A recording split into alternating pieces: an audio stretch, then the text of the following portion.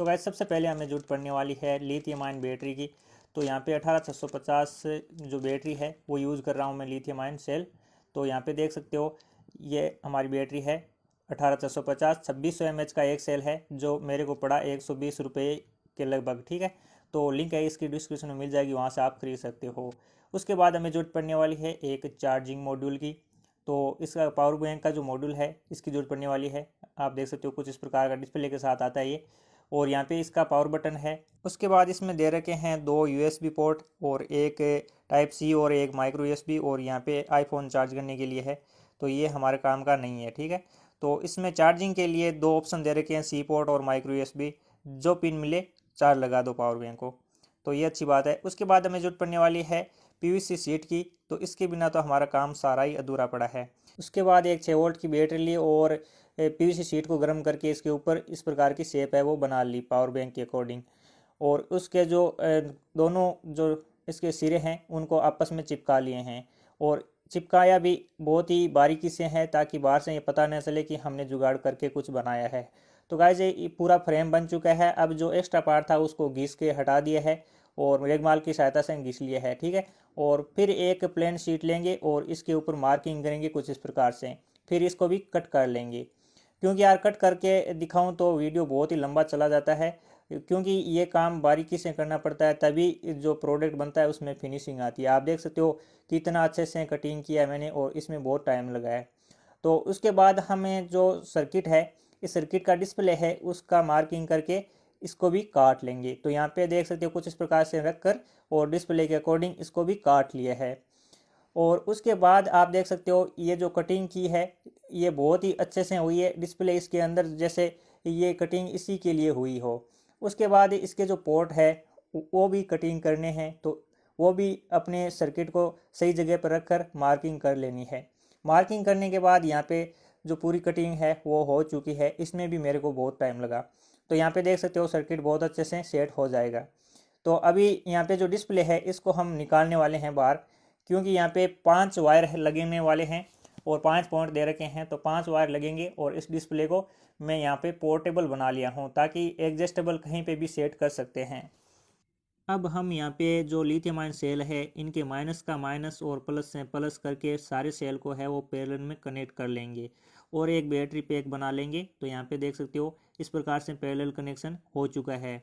अब फाइनली इससे आउटपुट होने वाला है एक प्लस और एक माइनस जो लगने वाला है सर्किट में। तो सर्किट में लगाने के लिए सबसे पहले तो जो बी माइनस दे रखा है तो यहाँ पे एक ब्लैक वायर सोल्डरिंग कर लेंगे, और जहाँ पे बी प्लस दे रखा है वहाँ पे एक रेड वायर सोल्डरिंग कर लेंगे।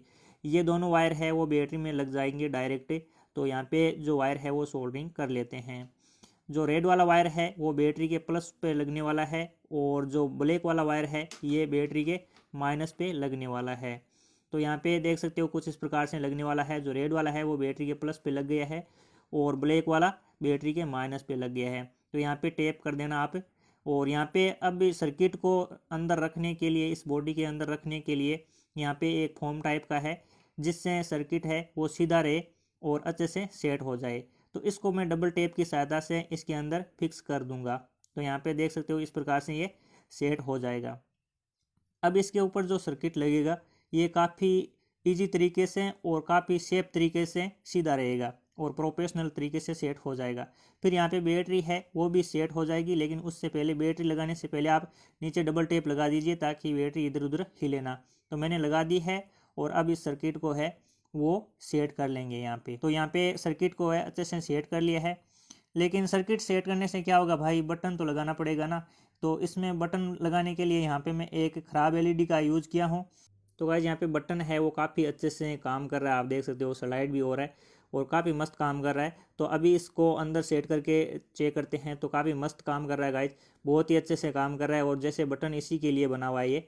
और यहाँ पे सेट भी हो चुका है। तो अब इसको बंद करने से पहले इसकी डिस्प्ले है वो आप देख सकते हो मैंने ग्लू गन की सहायता से इसके जो ऊपर वाला पार्ट है जो कैप टाइप का है इससे ढकने वाले हैं, इसके अंदर मैंने यहाँ पे सेट कर दिया है, चिपका दिया है। ठीक है, तो अब इसको भी पैक कर देते हैं पूरा का पूरा। और पूरा पैक होने के बाद फाइनली जो हमारा पावर बैंक का लुक है कुछ इस प्रकार से आ रहा है। तो अभी इसमें और मॉडिफिकेशन करने वाले हैं, तो वीडियो को छोड़ के जाइएगा मत। तो काफ़ी अपनी बहुत अच्छी पावर बैंक है वो बन के आ रही है।